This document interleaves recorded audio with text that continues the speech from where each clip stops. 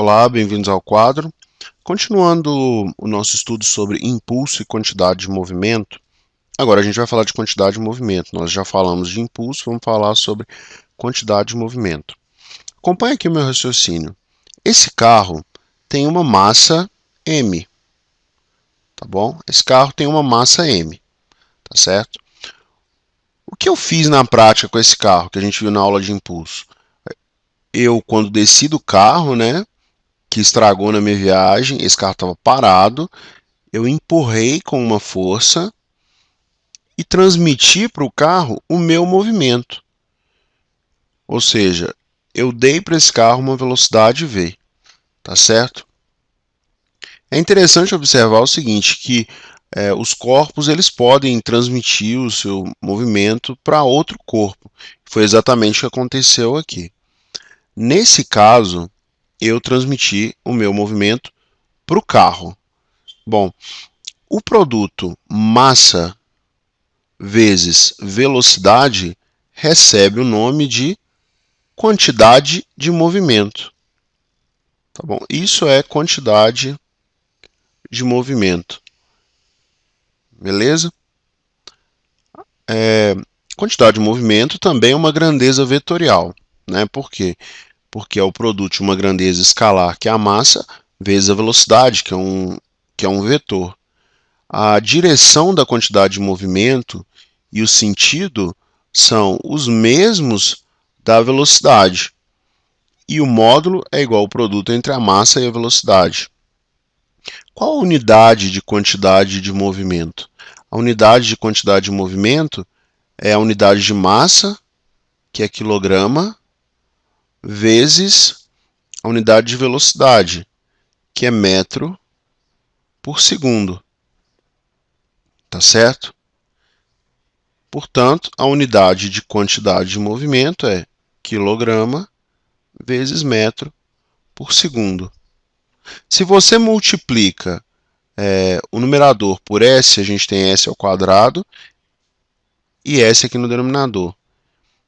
Esse quilograma vezes metro por segundo ao quadrado é Newton.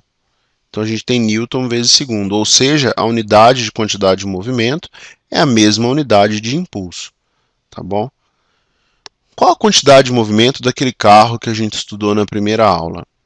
Bom, vamos supor que a massa dele seja de 1.000 quilos. Vamos supor que a massa do carro seja de 1.000 quilos. Vamos calcular a velocidade que esse carro adquiriu? Deixa eu refazer o desenho aqui embaixo. Um carro de massa igual a 1.000 quilos sofreu a ação de uma força igual a 1.000 newtons. Bom, eu consigo calcular a aceleração desse carro, né? A aceleração é igual a força dividido por massa, ou seja, 1.000 dividido por 1.000. A aceleração dele é de 1 metro por segundo ao quadrado. A cada segundo, a velocidade do carro aumenta em 1 metro por segundo. Né? Se eu quiser usar a formulinha que eu já aprendi de V é igual a V0 mais A vezes T, lembrando que esse carro parte do repouso, ou seja, V0 é igual a zero, e depois de um intervalo de tempo de 5 segundos, né, ou seja, aqui é o instante 0, aqui é o instante 5 segundos, ele tem uma velocidade, bom, que é a própria velocidade final que eu quero aqui descobrir, né, usando dessa forma. Bom, se eu descobrir essa velocidade final e multiplicar pela massa, eu tenho a quantidade de movimento. Então vamos lá. A velocidade final dele é a velocidade inicial, mais a aceleração, que é de 1 metro por segundo ao quadrado, vezes o tempo, né, que essa interação demorou, né, que é de 5 segundos. Ou seja, a velocidade final dele é de 5 metros por segundo. Agora eu consigo calcular a quantidade de movimento. Eu não vou colocar a setinha não, que eu só quero calcular o módulo da quantidade de movimento. Bom, a massa é de 1.000 quilos. A massa é de 1.000 quilos. E o intervalo e a velocidade é de 5 metros por segundo. Então a quantidade de movimento é de 5.000 newtons vezes segundo. Espero que vocês tenham gostado da aula.